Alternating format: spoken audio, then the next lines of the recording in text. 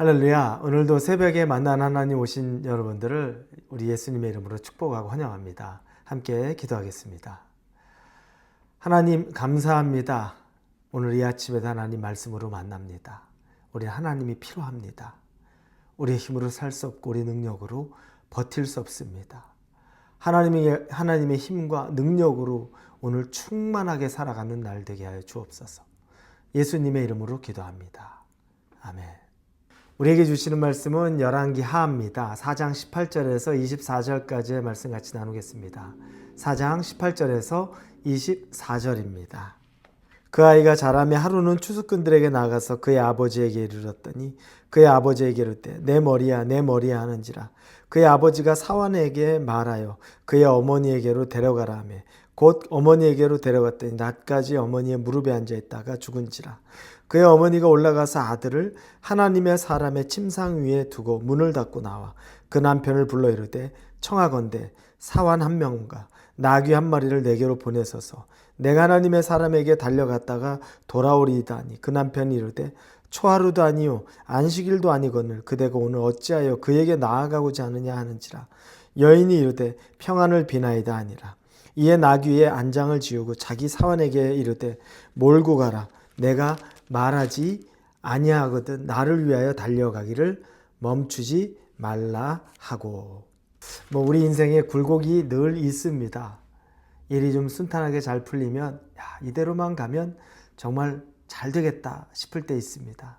제가 아는 분이 비즈니스를 하는데 그분에게 이렇게 비즈니스 잘 됩니까? 이렇게 물어보면 근데 그분이 저는 지금 우상향하고 있는 중입니다.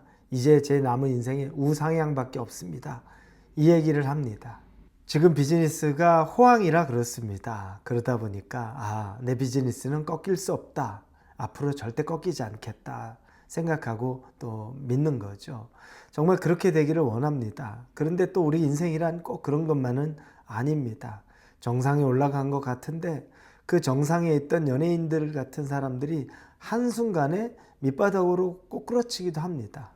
그리고 또 반대로 밑바닥도 저런 밑바닥이 있나 싶은데 어떤 사람들은 한순간에 또 기회를 잡아서 또 비즈니스를 열어서 또 연예인들은 또 연예 활동 중에 좋은 기회를 잡아서 치고 올라가기도 합니다. 우리가 예상할 수도 또 짐작할 수도 없는 일들이 너무 많이 있는 거죠.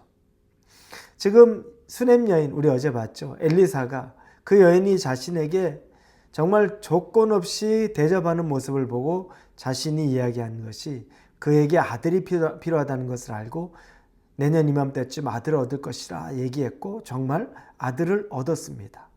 그런데 문제는 그 아들이 갑자기 아파서 머리가 아프다 하던 중에 그 아이가 갑자기 죽은 겁니다. 정말 예상치 못했고 기대치 못했던 일인 거죠. 그런데 차라리 없었으면 다행이었을 건데 나중에 늦둥이처럼 얻어진 아들인데 그렇게 허망하게 그 아들이 떠난 걸 보니까 상실감, 슬픔은 말할 수 없이 큰 겁니다.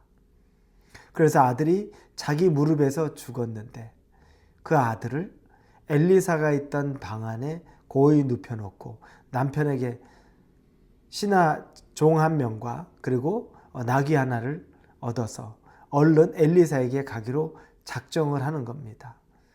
그랬더니 그 남편이 의아하죠. 아니 안식일도 아니고 무슨 명절도 아닌데 왜 엘리사를 찾아갑니까? 라고 남편이 아내에게 이야기를 합니다. 근데 그 아내가 하는 말이 있습니다. 25절에 남편에게 평안을 비나이다. 이걸 영어 성경에 보면 All is well. 아무 일 없을 겁니다. 걱정하지 마세요. 이 얘기를 하는 겁니다.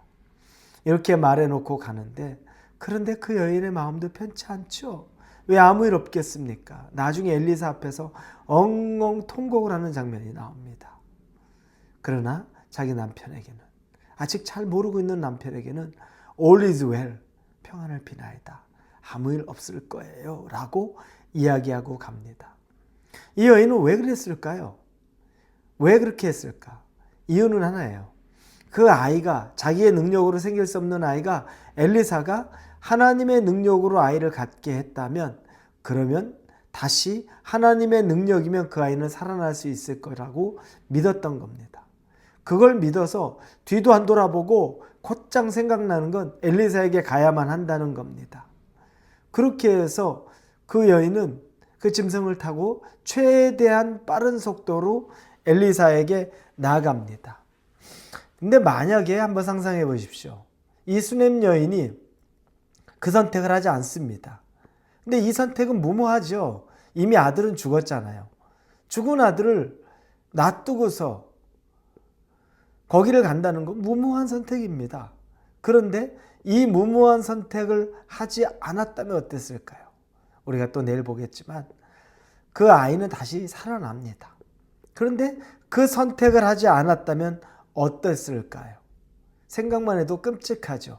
그냥 무덤에 장례를 치러버리는 겁니다.